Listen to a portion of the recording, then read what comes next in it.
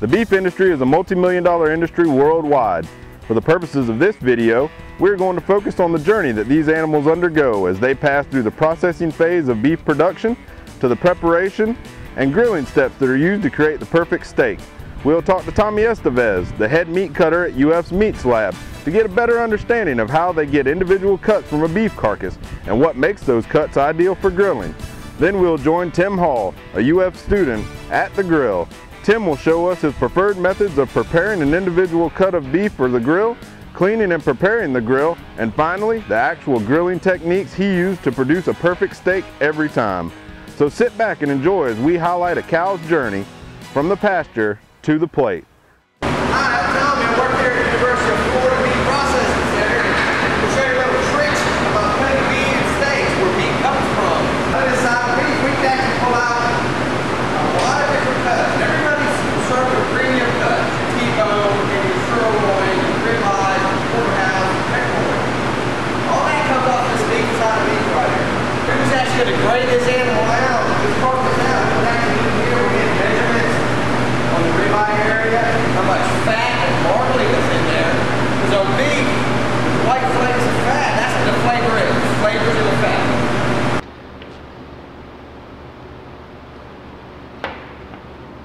It's ready to go on the grill. A super hot grill, season, you know, whatever seasoning blend you like. Little garlic, kosher salt, coarse black pepper. Get that grill on high. You get that grill on high, and probably about between 4 to 6.5 minutes per side, you're going to have a nice rare steak. Come on, baby, light my fire. Come on, baby, light my fire. Try to set the night on. All right, folks. Well, it's time to light the grill. What we have here is some Kingsford Mesquite Matchlight charcoal. This is the kind I prefer. It lights easy, gives good flavor to the meat. Now when you're stacking these charcoals, what you want to do is you want to make sure that you got them in here even, and you want to make sure that it's going to create a good, nice, solid fire for you.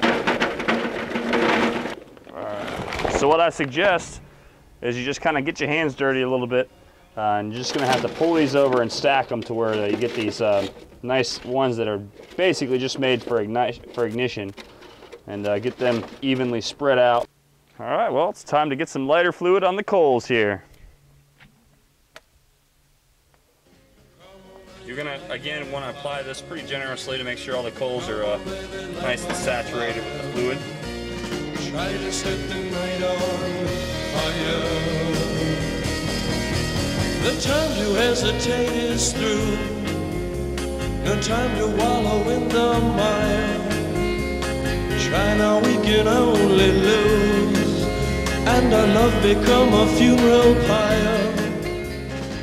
About 15 to 20 minutes, and it should be hot and ready for us to roll.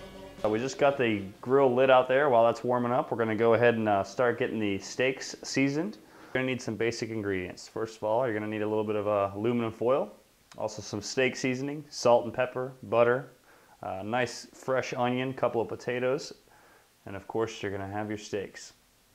All right, well, you want to make sure that when you use your steak seasoning, you go ahead and apply it as generously as you'd like. I prefer to have a nice thick flavor on my steak, so I do mine a little heavy, but it definitely comes down to personal preference on these. Okay folks, so now that we have our steaks ready for the grill, what we're going to do is we're going to go ahead and get some onions sliced up and get these potatoes nice and seasoned and cut up, so we can go ahead and have the roasted potatoes and onions as our side.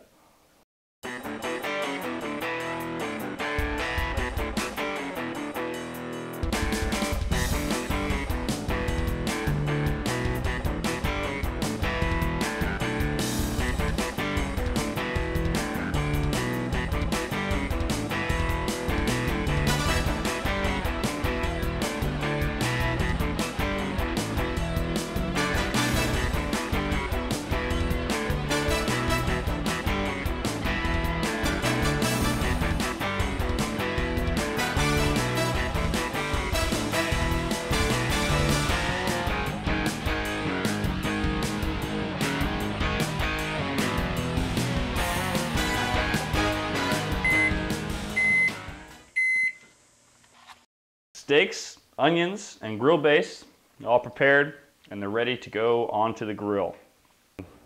Now that the grill's hot and we've let the grate get nice and warm, you're going to want to go ahead and start out with a clean grilling surface. So what we have here is a wire brush. I'm just going to clean off some of the old residue, make sure we have a nice smooth grate to start out with.